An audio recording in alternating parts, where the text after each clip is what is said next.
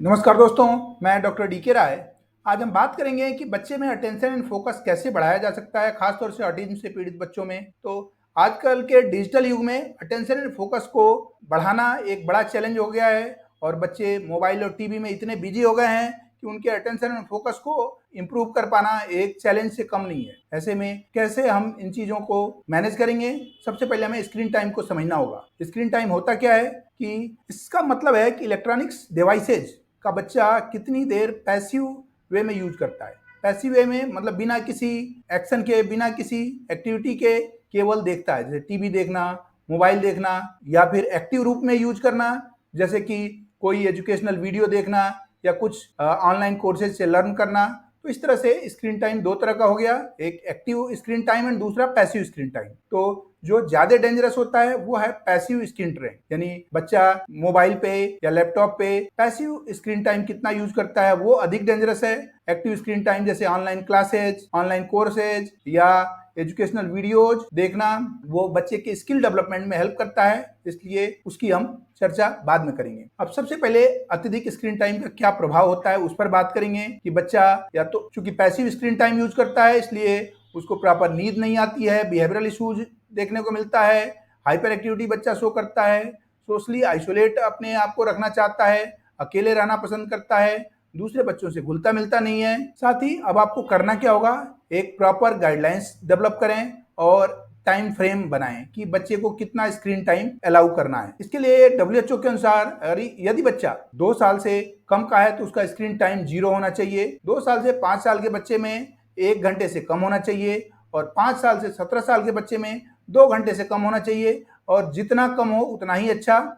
लेकिन इस टाइम में एजुकेशनल कंटेंट या एजुकेशनल वीडियो या ऑनलाइन कोर्सेज का टाइम इंक्लूड नहीं होगा। साथ ही आप screen time tracking apps use कर सकते हैं, पेरेंटल कंट्रोल यूज कर सकते हैं, जिससे कि आपको अपने बच्चे के मोबाइल एंड टीवी और स्क्रीन टाइम यूज का पता चल सके। दूसरा, नामित स्क्रीन मुक्त क्षेत्र, यानी बच्चे को आउटडोर एक्टिविटीज में इन्वॉल्व करिए, जिससे कि बच्चा स्क्रीन टाइम में इंडल्ज ना होकर के बाहर आउटडोर गेम्स एंड एक्टिविटीज में इन्वॉल्व रहे, जिससे न सिर्फ उसका स्क्रीन टाइम कम होगा बल्कि उसके हेल्थ एंड अदर स्किल्स भी इंप्रूव होंगे। साथ ही आपको हेल्दी हैबिट्स डेवलप करने होंगे। बैलेंस स्क्रीन टाइम का यूज करके आप एक पॉजिटिव मैसेज दे सकते हैं, क्योंकि पहले आपको मॉडल के रूप में खुद भी अधिक स्क्रीन टाइम यूज करना बच्चे के सामने कम करना होगा या बंद करना होगा। साथ ही सीखने के लिए स्क्रीन टाइम का उपयोग करना, अगर आप बच्चे को कुछ educational content, online courses, online videos जो जिससे कि बच्चा कोई स्किल सीख रहा है उसके लिए यूज करते हैं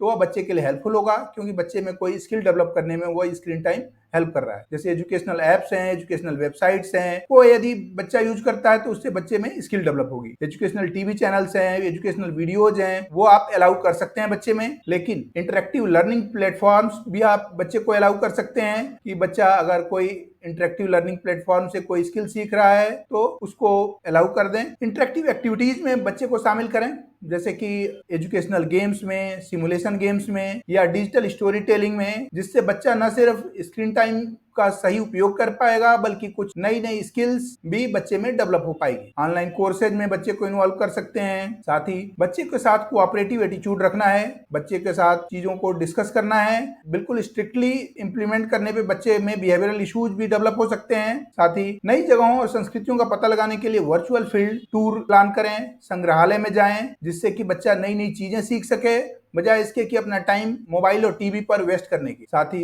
वास्तविक दुनिया के प्रोजेक्ट्स में इन्वॉल्व करें, बच्चे को कम्युनिटी एक्टिविटीज में इन्वॉल्व करें, पार्क में ले जाएं, दूसरे बच्चों के साथ खेलने के लिए मोटिवेट करें, ताकि बच्चा रियल टाइम इंटरेक्शन और रियल वर्ल्ड से इंटरेक्ट कर सके बजाय इसके कि वर्चुअल वर्ल्ड में अपने आप को बिजी रखें। ऑफलाइन एक्टिविटीज के साथ स्क्रीन टाइम को कैसे बैलेंस करें? सबसे पहले तो बच्चे में आप फिजिकल एक्टिविटीज को प्रमोट करें। इसके लिए बच्चे को नेचर के करीब रखें, बच्चे को पार्क ले जा सकते हैं, गार्डनिंग में इन्वॉल्व कर सकते हैं, खेल और मनोरंजन के कार्यक्रमों में इन्वॉल्व कर सकते हैं, आउटडोर गेम्स में बच्चे को इन्वॉल्व कर दें, क्रिएटिव एक्टिविटीज में इन्वॉल्व करें जैसे कलरिंग, पेंटिंग, क्राफ्ट एक्टिविटीज। इससे बच्चे में क्रिएटिविटी भी डेवलप होगी और बच्चा स्क्रीन टाइम से भी बचेगा। साथ ही साज सज्जा या वेशभूषा के साथ रोल प्लेइंग या रोल मॉडलिंग में बच्चे को इन्वॉल्व करें। फैमिली टाइम को प्रायोरिटी दें, बच्चे के साथ बैठ करके खाना खाना, उस समय चीजों को डिस्कस करना, उससे बच्चा आपसे अधिक इंटरेक्ट करेगा और अपनी समस्याओं के लिए भी आपसे बातचीत कर पाएगा। और ओपन एंडेड गेम्स प्लान कर सकते हैं जिससे बच्चा न सिर्फ क्रिएटिव बनेगा बल्कि वह अन्वेषण और समस्या समाधान के प्रति भी अधिक जागरूक हो पाएगा। इस तरह से बच्चे में आप प्रॉपर वे में स्क्रीन टाइम का बैलेंस बना करके और उसको मैनेज करके